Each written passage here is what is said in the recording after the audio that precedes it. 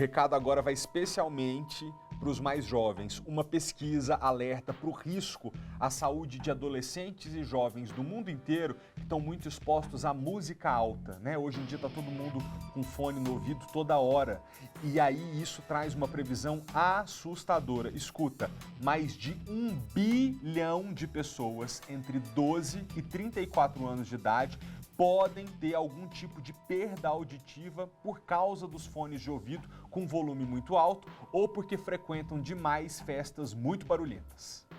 Daniel, de 29 anos, usa o fone de ouvido para quase tudo. Eu uso fone de ouvido o tempo todo, seja para ouvir música, seja para obter alguma informação, ouvir algum podcast, seja para estudar.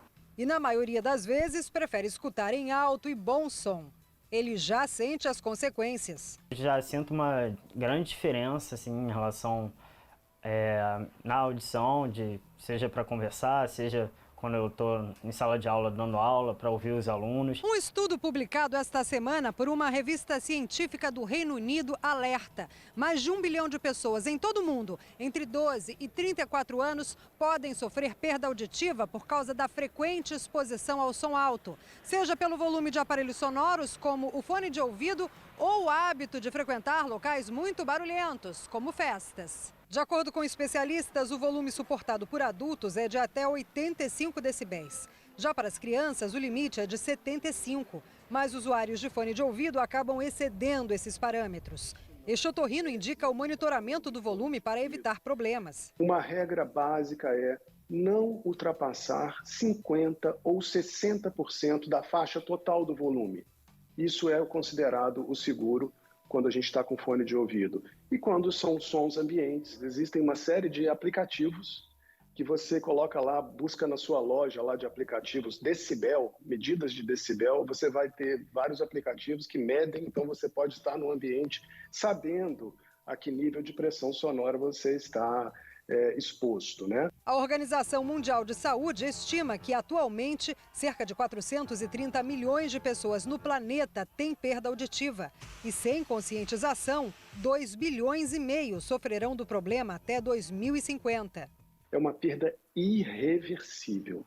Uma vez que você estabelece essa perda, você vai ter que tratar, lidar com ela, ou usar aparelhos, ou fazer uso de implantes auditivos, dependendo da perda. Mas é fundamental que a gente trabalhe a prevenção, a educação, quanto à exposição aos sons exagerados. E o principal recado que tem que ficar dessa matéria é: perda auditiva é muito difícil de ser revertida, né? Uma vez que perdeu, perdeu.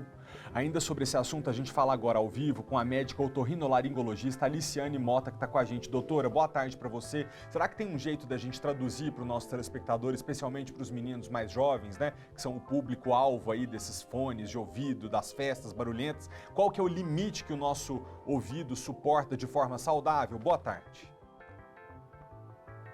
Boa tarde, querido. Tudo bem, Felipe? Então, o que a gente precisa deixar para eles entenderem é esse limite de 80 decibéis, como o colega falou agora há pouco, que traduzido de uma forma bem prática é aquele limite que em pouco tempo começa a gerar um certo desconforto. Como foi falado agora há pouco, existem vários aplicativos que podem medir sim os decibéis, mas nem sempre a gente vai ter eles na mão. O que a gente recomenda de uma forma muito simples? Fazer isso de uma forma prévia e já ter mais ou menos uma ideia antes de acessar aqueles ambientes. Mas é claro que toda balada, toda festa com som alto, esse som sim vai estourar os 80 decibéis. Só que o que a gente precisa entender é que nós não falamos apenas de intensidade. O nosso corpo ele é feito de uma forma tão bem orquestrada, tão bem organizada, que existem vários mecanismos de proteção. Um deles, por exemplo, a gente chama de reflexo do estapédio, que é a base de um músculo que ele tem uma forma de proteger não só da intensidade, mas da repetição. Acontece que, como toda a musculatura do nosso corpo, ele pode cansar. Então, se você ouve um som mais baixinho, e cabe aqui o alerta agora para as crianças que têm passado muito por essa questão do homeschooling, os adultos fazendo home office, essa questão da pandemia nos trouxe essa necessidade. Então, cabe aqui o alerta de que não é importante apenas limitar a intensidade. A gente precisa limitar também a quantidade de tempo que essa criança ou esse adulto fica exposto àquele fone. Então a gente precisa ter esse alerta ligado, não só de antes de frequentar os lugares chaves, mas também antes de frequentar os lugares chaves por muito tempo. Porque senão a gente vai experimentar uma série de consequências que, infelizmente, como você acabou de falar, elas são irreversíveis. E aí a gente vai ter que administrar depois os prejuízos e não é o mais interessante. Ô, doutora, para a gente terminar aqui na prática, então, por exemplo, quem tem o hábito de ouvir música na academia, talvez correndo, por exemplo, porque com a música que a gente bota um volume mais alto, né? Qual que é o limite, assim, no dia? É 30 minutos, 40, 1 hora? O que a pessoa pode, de forma mais prática, entender que, bom, passou do limite hoje, eu preciso preservar minha audição, eu tenho que parar de ouvir música aqui no fone?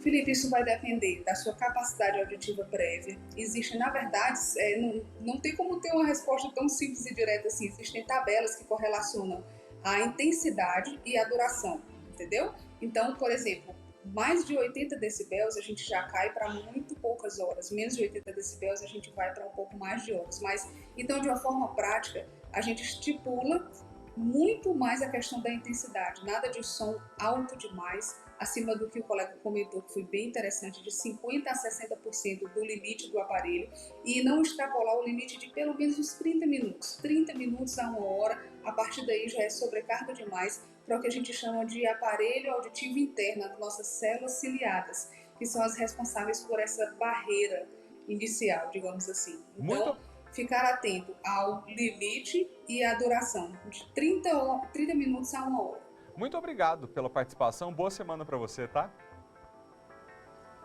Obrigada, querido. Gente, até porque nesses casos é melhor errar para menos, né? Não é ficar ali no limite. Então, até o outro colega médico havia dito na reportagem, se o seu celular tem um determinado medidor de volume, vai até 60% daquilo, não mais. E aí fica só 30 minutos ouvindo a música naquela altura. Gente, depois fica surdo. Tem como voltar atrás? Não tem como voltar atrás. Então preserve a saúde da sua audição.